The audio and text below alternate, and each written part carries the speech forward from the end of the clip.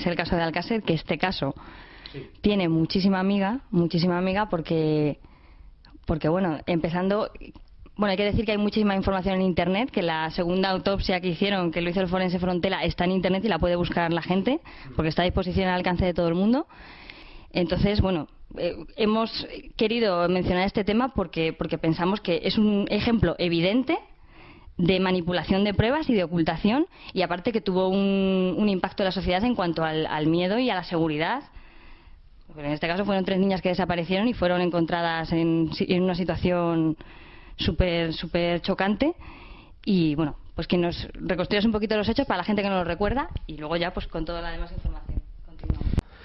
Este caso tiene connotaciones a nivel criminológico, a nivel también de medio en la población, pero yo diría que cuando se indaga y cuando se profundiza y te enteras de algunas informaciones, pues bueno, entraríamos en cosas muy delicadas que casi dan ganas de pasar de puntillas sobre esas cuestiones, ¿no? En cuanto a temas de rituales y las cosas que se pueden llegar a hacer algunas personas. En principio podría parecer un caso típico de secuestro y asesinato o violación, por desgracia de los muchos que hay de vez en cuando.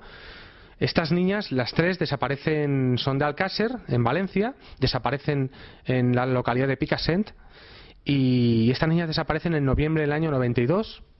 En España se produce un impacto, todos los medios de comunicación lo cubren con holgura. Creo recordar que incluso Felipe González habló con los padres de las niñas, tuvo mucha repercusión. En enero del 93 aparecen en un paraje aislado, en una fosa, pues aparecen los cadáveres de las niñas. Yo voy a ser muy rápido, hay mucha información en Internet, pero desde luego el sentido común popular en aquel momento ya nos decía que algo no cuadraba. Rápidamente, desde eliminación de pruebas, cuando por ejemplo se levantan los cadáveres, de forma sospechosamente chapucera o torpe. Al igual que ocurrió en otros muchos autoatentados o atentados de bandera falsa, el 11S, salvando las distancias, aquí también, por ejemplo, se puso una prueba, entre comillas, para ya directamente acusar a alguien oficialmente. Una prueba ridícula, por cierto, que os la cuento. Hay muchísimos indicios que hacen pensar que aquí hubo manipulación de pruebas, que se quiso llevar todo hacia un camino y no hacia el camino de la verdad. Pero una de las cosas que ocurrieron es que se encontraron como media cuartilla troceada, pues muy cerquita de lo que era el montículo de la fosa donde estaban las niñas. Bueno, pues esa cuartillita contenía un documento, no recuerdo bien si era un documento tipo seguridad social, pero aparecía el apellido de la familia Anglés. Y estaba troceadito, colocadito, y resulta que en los meses de noviembre, diciembre y enero, en 75 días, se mantuvo ahí. Esos papelitos colocaditos se mantuvieron ahí. Con lo cual llegaron, vieron los papelitos, vieron Anglés y dijeron, pues ya está, un miembro de la familia Anglés está involucrado en estas barbaridades. Por lo tanto, llegaron a la conclusión de que era Antonio Anglés. Esto es una prueba que nos contaron que era evidente y que nos desvelaba el autor, junto con Ricard, de los asesinatos. Como sucede en el 11 de septiembre. Como sucede en el 11 de septiembre con el pasaporte. Bueno, pues parece mentira que gente tan resabiada y gente que en teoría sabe tanto haga cosas tan torpes, pero estas cosas tan torpes funcionan. Funcionan porque al final ellos dominan los medios de comunicación y la forma de que llega a la gente las cosas. Esto es un pequeño ejemplo, pero quizás yo el que más voy a resaltar es la segunda autopsia a los cuerpos que, a petición de uno de los padres de las niñas, el padre de Miriam, Fernando García, realizó el profesor de Medicina Legal de la Universidad de Sevilla, el profesor Luis Frontela. Esa segunda autopsia la tenéis en Internet, la podéis leer, y muy claramente, oficialmente se acusa a Antonio Anglés y Miquel Ricard de los asesinatos, de las violaciones, pero Luis Frontela sentencia en una autopsia sobre cuerpos ya muy deteriorados que al menos hay 7 personas que han colaborado y que han participado en torturas horribles, y él en aquel momento, y yo lo escuché en el programa del Mississippi, dijo rituales. Personas que saben lo que están haciendo y que han podido participar en una especie de ritual. Pero sin embargo la versión oficial dicen que 2 delincuentes de poca monta, Anglés y Ricard, han sido los que han asesinado a las niñas. Entonces, a partir de aquí, pues se desataron todas las especulaciones. Yo destaco el programa Esta noche cruzamos el Mississippi de Pepe Navarro, como él tuvo el coraje y la valentía de durante bastante tiempo permitir que el padre de Miriam, Fernando García, y el periodista y criminólogo Juan Ignacio Blanco, desde aquí mi apoyo y mi admiración hacia ellos, como ellos contaron un montón de cosas que no cuadraban con la versión oficial. Entonces lo de la autopsia es algo flagrante. Y luego está el tema de los vellos púbicos. Se encontraron vellos púbicos hasta de 7 personas.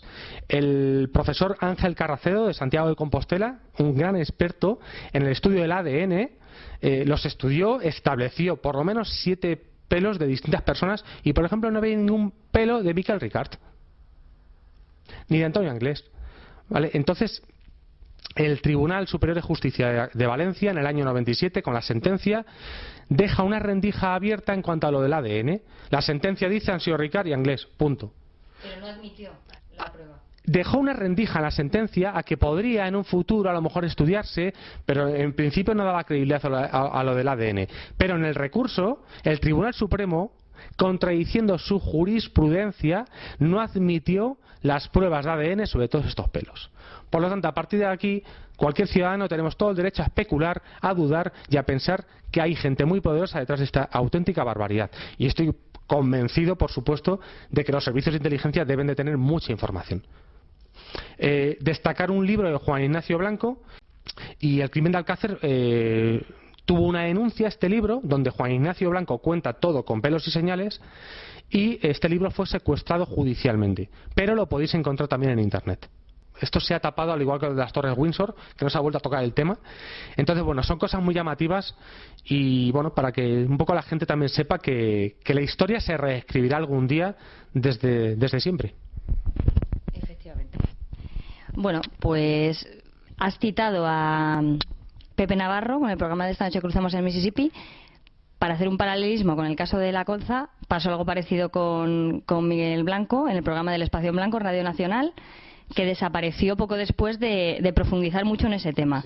Con el tema del Mississippi pasó algo parecido, ¿no? Es un programa que profundizó en muchos temas y tenía un éxito de audiencia increíble, y también fue eliminado de la programación de una manera muy curiosa. Y lo que quería comentar contigo también, ya para finalizar un poco este tema, es que ha llegado a nuestros oídos, conocemos algún caso de investigadores que están ahora atreviéndose a meterse en temas bastante complicados y comprometidos, y son gente valiente y muy preparada, pero han sido alertados para no meterse ahí en la investigación de estos temas, para no volverlo a sacar a la luz, con lo cual pues la cosa pinta en basto, como suelen decir. Entonces, tú lo conoces de primera mano esto, por si quieres comentar algo al respecto.